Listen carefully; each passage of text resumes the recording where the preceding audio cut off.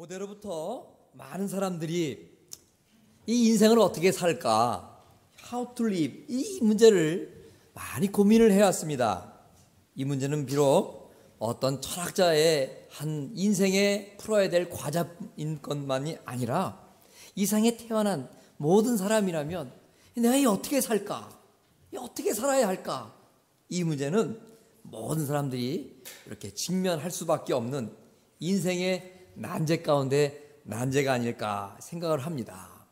여러분, 하나님의 은혜 가운데에 우리 교회는 29살이라는 생일을 맞이했습니다.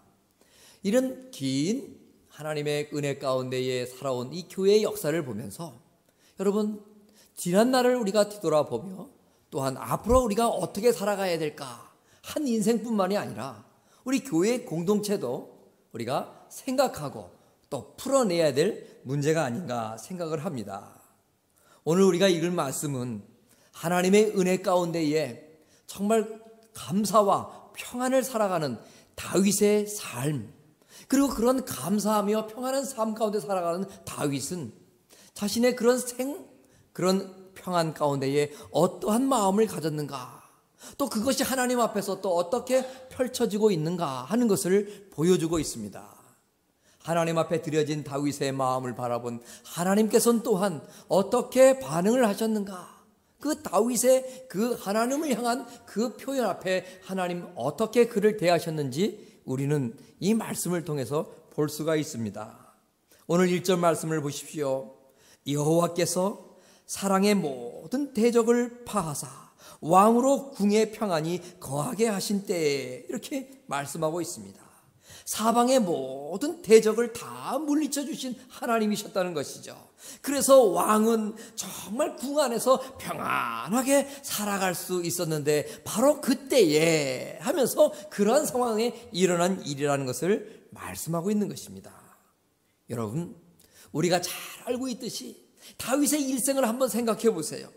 다윗의 모든 이제까지의 일생이 어떠한 인생이었습니까? 다윗은 아버지를 도와서 어려서부터 목동으로 산으로 들러 나가서 이른 아침부터 해질 때까지 양떼들을 돌보며 살았지 않습니까?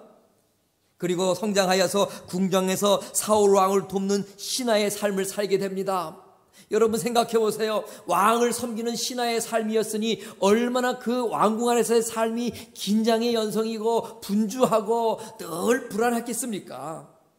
그리고 좀 더 성장한 다윗은 이제 자신을 향해서 늘 공격하는 외세의 침략에 대비해서 함께 싸워 나가서 전쟁에 나가서 정말 늘 적군과 싸워야 하는 그러한 전쟁터의 군사로서의 삶을 한동안 살아갑니다. 그러니 여러분 생각해 보세요. 전쟁터에 나가는 그 다윗, 언제 과연 편안한 마음으로 두 발을 한번 쭉 뻗고 잠을 잘 수 있겠어요? 여러분, 그런가 하면 또 보십시오. 사울 왕이 시기와 질투로 인해서 다윗을 한시라도 잡아 죽이려고 쫓아다닐 때 다윗은 도망자 아닌 도망자의 삶을 살면서 오늘은 여기, 오늘은 내일 저것 하면서 도망자의 삶을 살고 있으니 여러분, 그 다윗의 그런 삶을 볼 때에 얼마나 불안한 삶의 연속이었습니까? 얼마나 환란이 그치지 않는 그런 역경의 삶이었는가 하는 것을 볼 수가 있습니다. 여러분, 한마디로 다윗은 이렇게 한평생을 수고와 환란과 긴장과 역경 속에서 살아왔다 하는 것을 볼 수가 있어요. 그런 그에게 오늘 1절 말씀을 보면 드디어 평안의 날이 온 것이에요. 그런데 다윗 왕의 이러한 평안은 어떻게 가능했을까요? 오늘 1절 말씀을 다시 한번 보겠습니다. 여호와께서 사방의 모든 대적을 파하사 왕으로 궁에 평안히 거하게 하신 때에 라고 말씀하고 있죠. 일생을 긴장하며 바쁘게 보냈던 다윗이 이처럼 평안을 누릴 수 있었던 것은 바로 하나님 여호와께서 평안히 다윗을 살아갈 수 있도록 해 주셨기 때문이다 하는 것입니다. 이처럼 하나님의 은혜로 평안을 누리는 다윗을 보면서 우리는 무엇을 깨달아야 할까요? 바람 잘난 없는 것이 우리가 살아가는 인생이다 많은 분들이 얘기를 합니다. 여러분, 그러나 분명히 그 말은 세상적인 평안을 누려보려고 싶은, 세상 안에서 세상적인 평안을 누려보고 싶은 세상 사람들의 한탄에 지나지 않는 것입니다. 우리는 얼마든지 멈추지 않는 이 세상의 풍파의 비바람 속에서도 평안을 누릴 수가 있습니다. 바로 하나님께서 도와주면 가능한 것입니다. 하나님께서 전쟁을 그치게 하셔서 다윗에게 참다운 평안의 삶을 살아갈 수 있게 하셨듯이 하나님께서 우리의 인생살이에 모든 우환을 멈추게 해주시고 근심과 걱정거리를 물리쳐 주실 때에 우리는 분명 참다운 평안을 누릴 수 있게 된다 하는 것입니다.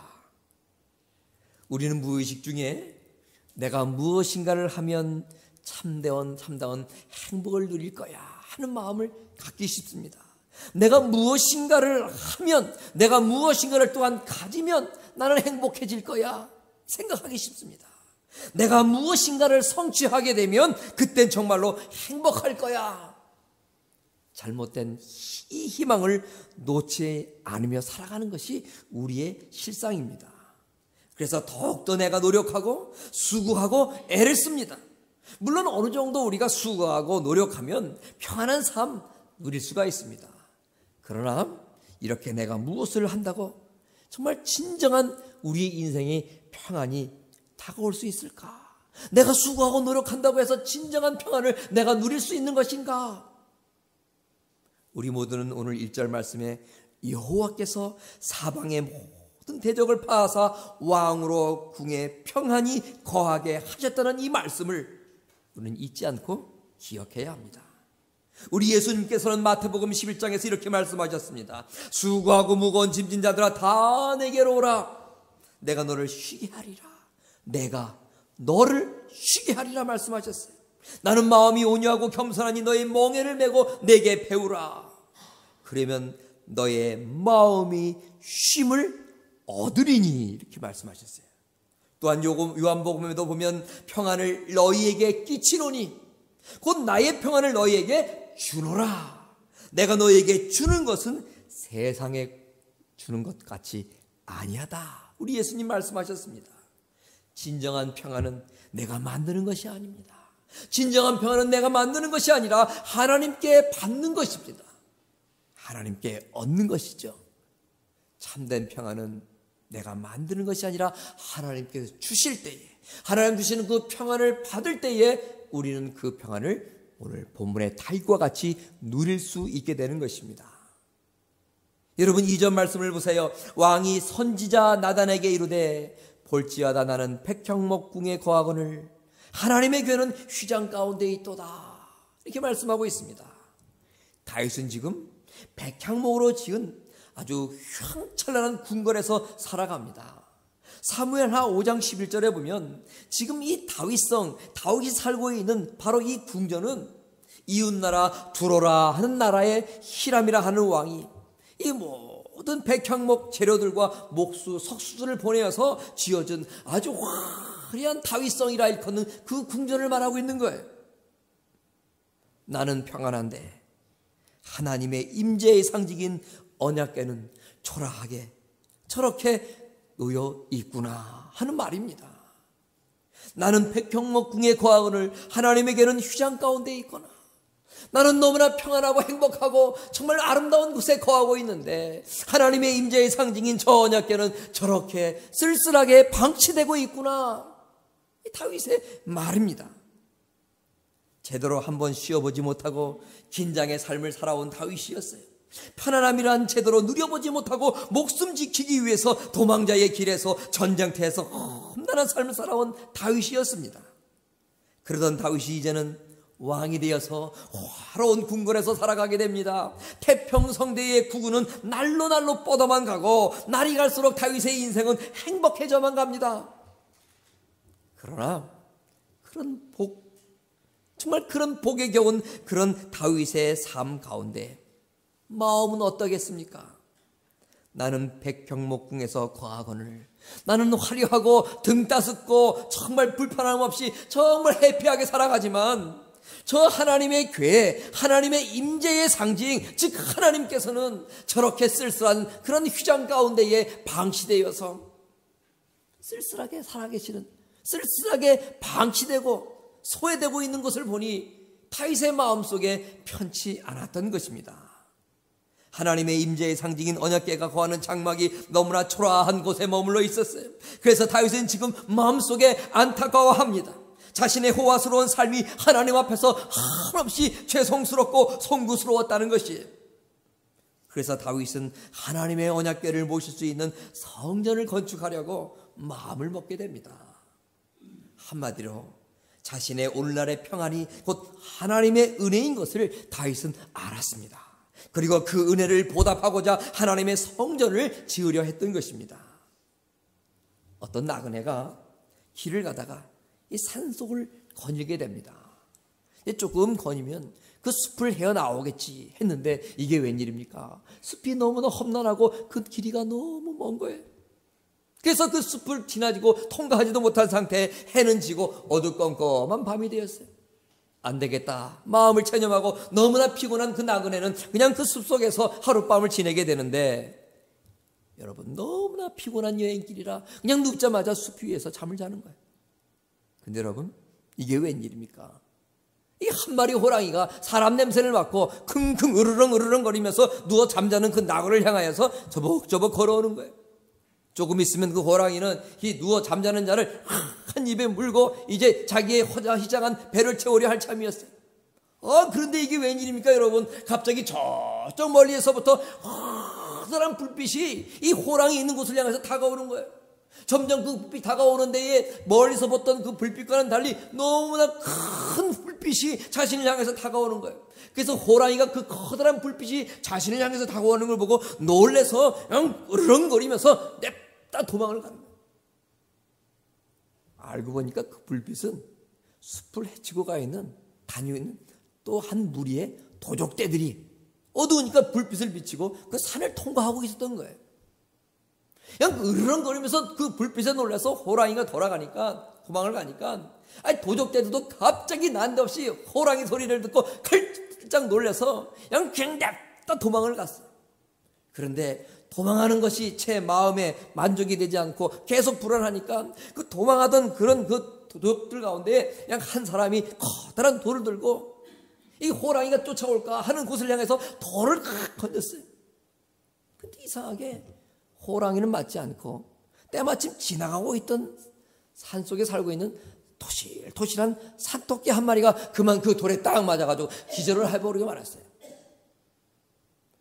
이제 호랑이는 갈 곳으로 갔고 도적들은 다 동원을 가고 나그네는 계속 아무 일도 일어난 줄 알아채지 못하고 잠을 자고 있었어요. 고요한 밤이 다시 왔어요. 그런데 여러분, 고요함 속에서 또 이상한 소리가 들리는 거예요. 그 소리가 뭔가? 바로 이게 무슨 소리예요, 여러분? 구렁이 커다란 한 마리가 그 사람 자고 있는 자리에 냄새를 맡고 다가오는 거예요. 왜 다가옵니까? 시장한 구렁이가 그 사람 또 삼키려고 다가오는 것 아닙니까? 그래서 커다란 입을 쩍쩍 하면서 그 구렁이가 다가오는데, 여러분, 이게 웬일입니까? 호랑이 맞으라고 아직 조금 전에 도적대가 던진 돌에 기절한 그 토실토실한 산토끼가 그 사람 누워 자고 있는 옆편에 기절하고 짱 쓰러져 있는 거예요. 그래서 구렁이가 그 토끼를 보고 이게 정말 웬 토끼냐 싶어서 그냥 덥석 물어서 집어 삼킨 거예요. 사람도 그렇지만 동물도 매일 일반입니다. 배부르면 더 이상 아쉬움이 없어요. 이 산토끼 한 마리 뚝 집어넣은 구렁이 뱃속이 든든해지자 사람 삼키려 했던 마음 온데간도 없이 또 사라지고 말았어요. 날이 밝았습니다, 여러분. 나그네는 잠에서 깨어서 그냥 자기가 가고자 하는 그 밤사이에 무슨 일이 일어났는지 아무것도 모른 채 그냥 자신의 갈 길을 부지런히 재촉하면서 갔다 하는 얘기입니다. 여러분, 이 세상에는 우리가 확인하고 깨달아 아는 은혜보다 미처 알지 못하는 은혜가 더 많이 있다는 것입니다. 우리가 수시로 하나님께 감사해야 하는데 그 까닭이 무엇입니까? 하나님의 축복은 우리 시야에 레이더망에 포착된 것보다도 포착되지 않은 것이 더욱더 많다는 것입니다. 이 나그네는 그냥 잠자고 일어나서 갈 곳을 향해 갔지요. 그러나 그 나그네는 알지 못하는 사이에 많은 은혜를 덧입으면서 그 숲속에서 잠을 잤던 거예요. 어찌 보면 우리들도 다 숲속에서 이처럼 잠을 정했던 한 나그네와 같은지 모르겠어요. 수많은 하나님의 은혜, 수많은 은총이 있었지만 우리는 아무것도 그 은혜를 알아채지 못한 채, 때로는 내가 내 힘으로 이런 어떤 그런 좋은 열매를 맺었지, 때로는 내 능력으로 이런 어떤 부경화를 누리지, 때로는 내 수고와 노력으로 피땀 흘렸기 때문에 이런 평안함을 누리지 하면서 하나님의 은혜를 망각하고, 아니 인지하지도 못하며 살아갈 때가 있다는 거예요. 근데 오늘 본문의 말씀을 보면 다윗은요, 그러한 삶을 살지 않았던 사람임을 볼 수가 있었어요. 다윗은 자신에게 베풀어준 하나님의 사랑으로 말미암아, 하나님의 은혜로 말미암아 오늘 나의 이처럼 평안함이 깃들어 올 수 있고, 내가 이처럼 평안함을 누릴 수 있다는 것을 다윗은 알았다는 것입니다. 그런 놀라운 하나님의 은혜를 알았던 다윗이었기에 그는 자신의 태평성대의 삶이 하나님의 은혜임을 깨닫고 하나님의 성전을 건축하여서 그 은혜 베풀어준 하나님 앞에 보답하려 했다는 거예요. 은혜를 갚으려고 했다는 것이죠. 사람이란 일반적으로 어려움에 처하게 되면 하나님을 간구하게 됩니다. 그러다가도 상황이 좀 더 호전되면 과거의 처지는 망각한 채 현재의 만족에 젖어버리는 습성이 있다고 합니다. 그러나 오늘 다윗은 그렇지 않았어요. 언제나 다윗은 평온할 때나 공부할 때나 하나님의 영광을 위하여 한결같은 마음을 갖고 모든 것이 하나님의 은혜로부터 다가왔음을 인정하며 그 하나님 앞에 그 은혜를 보답하는 삶을 살려고 힘썼던 것을 우리는 성경을 통해서 알 수가 있습니다. 여러분, 지금까지 살아오면서 저 여러분들은 과연 하나님의 어떠한 은혜를 입으며 살아오고 있을까요? 행여나 숲속에 나오는 나그네와 같이 수많은 은혜를 받았음에도 불구하고 이를 전혀 깨닫지 못한 채 살아가고 있지는 않습니까? 다윗이 얼마나 하나님의 은혜를 예민하게 인지하고 그 은혜에 대해서 감사하며 보답하며 살았는지, 그는 평생에 주신 하나님의 은혜를 잊지 못하고 정말 그 은혜를 갚으려고 힘써 노력했던 그의 삶의 족적을 우리는 성경을 통해서 발견할 수 있어요. 시편 116편 12절입니다. 어느 날 인생의 노년기가 된 다윗이 자신에게 베풀어진 하나님의 평생의 은혜를 생각하면서 이렇게 하나님을 향하여 고백합니다. 여호와께서 주신 모든 은혜를 내가 무엇으로 보답할꼬? 내 인생 이제까지 생각해 보니까 하나님의 은혜가 너무나 커요. 하나님의 은혜가 아니면 내가 이 자리까지 내가 설 수 없었던 것이에요. 다윗은 그것을 생각하고 그것을 알았어요. 그래서 내가 정말 그 놀라운 하나님의 은혜 앞에 내가 무엇을 통하여서 그 은혜를 보답할까 하면서 하나님 앞에 기도했던 거예요. 그렇다면 여러분, 저와 여러분은 지금까지 받은 하나님의 은혜를 무엇으로 보답할 수 있겠습니까? 우리가 부르는 찬양 가운데 이런 찬양이 있죠. 내가 지금까지 지내온 것은 주의 은혜라, 주의 은혜라. 지금까지 지내온 것은 주의 은혜라, 주의 은혜라. 지금까지 지내온 것은 주의 은혜라, 주의 은혜라. 지금까지 지내온 것은. 다윗은요, 일평생 하나님의 은혜를 잊지 않고 자신이 이제까지 살아온 것은 오직 주님의 은혜였기 때문에 가능하다, 이렇게 생각했던 사람이었습니다. 그리고 그 은혜를 어떻게 하면 보답할 수 있을까 생각하기 또 생각해 마침내 하나님의 언약궤가 쓸쓸히 휘장 가운데에 자기의 저 지금 현재 살아가고 있는 모습과 너무나 대조적으로 외롭게 쓸쓸히 있기에 아름다운 성전을 지어서 하나님의 임재의 상징인 언약궤를 잘 모시고 싶었어요. 그것이 바로 하나님께 자신이 받은 그 은혜를 보답할 수 있는 길이라 생각했어요. 그런데 문제가 생겼습니다. 이러한 다윗의 마음을 하나님께서는 아니다, 이런 지하에 거부하셨습니다. 본문의 4절과 7절까지의 말씀을 보면 은혜에 보답하려는 다윗의 이 아름다운 신앙의 표현, 이 아름다운 헌신을 향해서 하나님께서는 내가 드리는 성전 건축은 나에게 절대로 필요치 않다 말씀하셨어요. 다윗의 믿음이 거절되었습니다. 다윗의 간절한 하나님을 향한 그 소원이 거부되었어요. 정성을 다하는 하나님의 그 은혜에 대한 보답의 행위가 하나님 앞에 이런 지하로 거절되고 말았던 것입니다.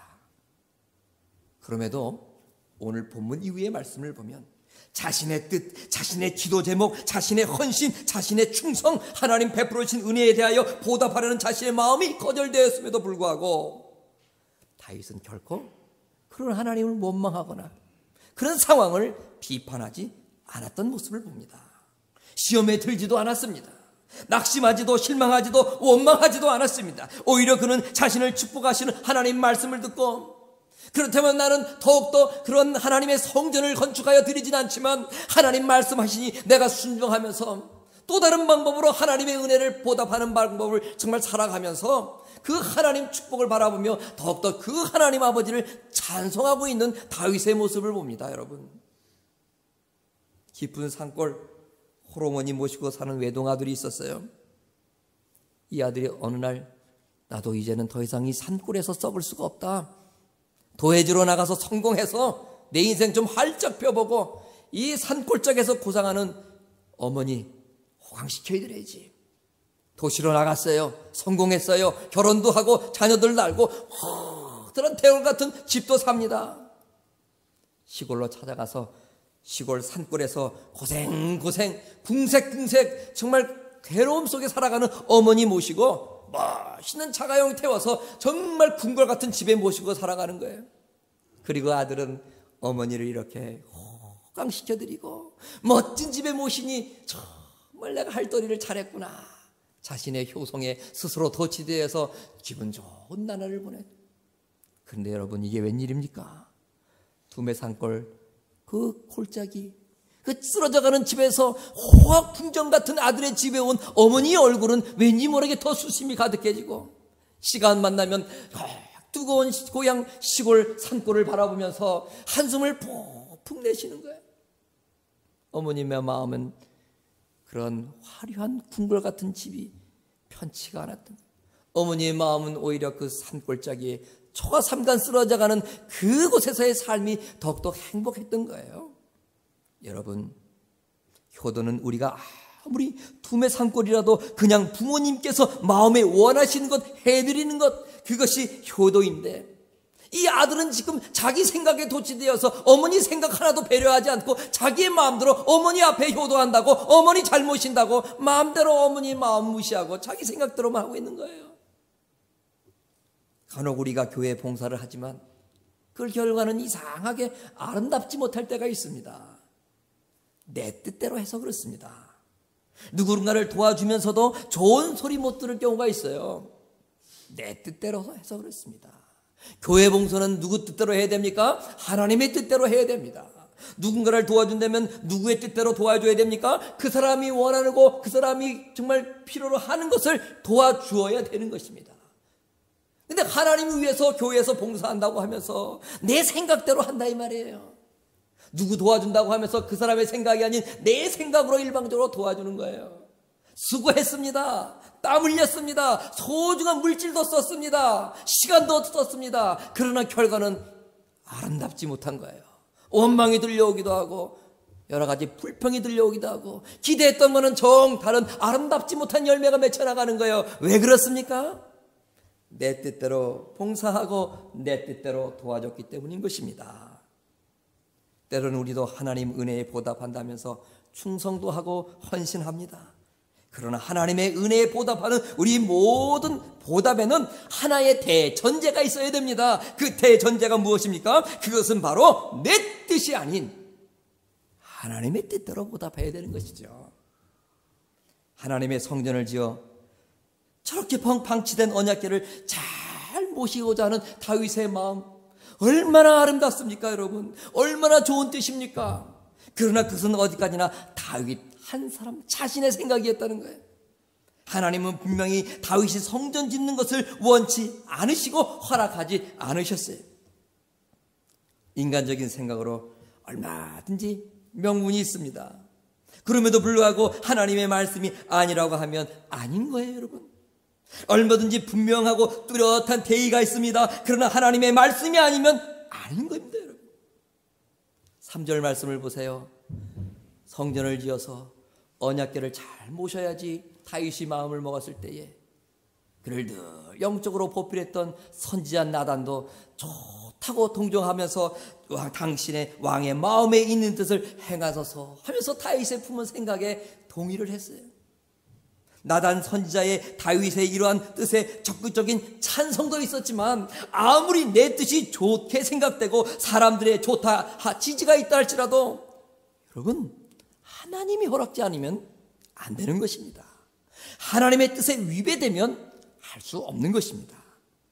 행여는 우리는 지금 하나님께 효도한다면서 하나님의 뜻, 하나님의 생각은 안중에도 없고 오직 내 생각으로만 하나님을 도시 멋진 집에 가두고 있지는 않습니까? 그것도 충성도, 헌신도 그런 것은 될 수가 없는 것입니다. 충성과 헌신으로 위장된 자기 만족에 불과한 또 하나의 불신앙의 모습이 될 수밖에 없습니다. 여러분, 믿음이 무엇입니까? 믿음이라는 것은 여러 가지로 정의할 수 있죠. 그러나 믿음 정의의 한 가지, 내가 싫어도 하나님이 원하시면 하는 것, 이것이 바로 믿음입니다. 아무리 내가 좋아도 하나님께서 싫어하시면 안 하는 것, 이것도 바로 믿음입니다. 그러므로 믿음을 지닌 우리들이 주님을 향하여 고백할 수 있는 말은 오직 한 가지 이거예요. 주님 뜻대로 하옵소서. 겟세마네 동산에서 곧 십자가를 져야 할 예수님의 마지막의 기도의 말씀도 곧 이것 아닙니까? 나의 원대로 마옵시고 아버지의 원대로 하옵소서. 하나님의 뜻을 압니다. 그러나 하나님, 이것만큼은 내 뜻대로 해주옵소서. 이건 믿음이 아니에요. 믿음의 사람의 고백이 아니고 믿음의 사람의 간구가 될 수 없는 것입니다. 여러분, 29년이라는 이 세월, 사람으로 치면 결혼도 했을 것이고 또 빨리 했으면 자녀를 하나, 둘, 셋, 뭐 그 이상도 낳을 수 있을 장년의 나이입니다. 우리 교회 나이가 바로 29살이 됐다는 거예요. 그러면 여러분, 오늘 말씀을 보면서 다윗의 이 삶을 보면서 오늘 29년의 이런 생일을 맞이하고 있는 우리 교회 소속원의 한 명 한 명인 저와 여러분들이 어떤 마음을 가져야겠어요? 이제까지 돌봐주신 하나님의 은혜가 무엇인지를 잘 기억해야 됩니다. 내 마음속에 이제까지 불평과 불만과 그리고 아름답지 못한 그런 많은 관계 충돌, 이것만 기억하는 것이 아니라 그 사이사이에 오늘까지 역사했던 하나님의 은혜를 우리의 마음속에 다시 한번 깊이 떠올리고 새겼는,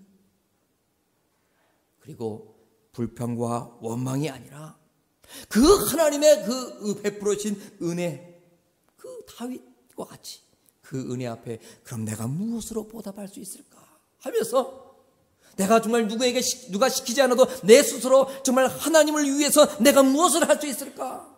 시편 116편의 말씀처럼 내가 그 놀라운 은혜에 내가 무엇을 통하여 하나님 앞에 보답할 수 있을까? 우리는 각자 하나님 앞에 기도해야 될 것입니다. 그리고 내가 할 수 있는 것, 하나님께 주신 많은 은혜를 가지고 그것을 가지고 각자 보답하는 인생을 살아가야 될 것입니다. 그리고 또한 하나님 앞에 이렇게 하면 되겠다, 저렇게 하면 되겠다, 내 나름대로는 얼마든지 생각할 수 있지만 하나님의 말씀이 허락하시면 할 것이요, 하나님의 말씀이 허락치 아니하시면 아멘, 또 다른 것으로 나는 순종하겠습니다. 다윗과 같이 우리는 순종할 수 있는 하나님의 종으로서의 삶을 오늘 이후부터로 더욱더 우리가 살아나가야 된다는 것입니다. 오늘 다윗은 하나님의 은혜를 깨닫고 그것이 바로 내 힘이 아닌 하나님으로부터 온 것임을 깨달았습니다. 그리고 그 하나님께로부터 온 모든 은혜를 깨닫고 그것을 하나님 앞에 보답하려고 힘썼습니다. 그러나 그 하나님의 은혜 앞에 보답하려는 자신의 생각이 하나님의 뜻에 합당치 않음을 깨닫게 되자 그는 주 뜻대로 하옵소서 마음속에 주님 앞에 순종하며 여전히 변함없는 마음으로 자신의 뜻은 관철되지 못했지만 하나님 뜻 앞에 순종하면서 하나님을 찬양하는 인생을 살아나갔습니다. 이러한 삶이 오늘 29주년을 맞는 우리 몬트레이 영락교회 모든 성도들의 그런 마음이며 결심이며 또 앞으로의 삶을 향한 각오가 될 수 있기를 주의 이름으로 축원합니다.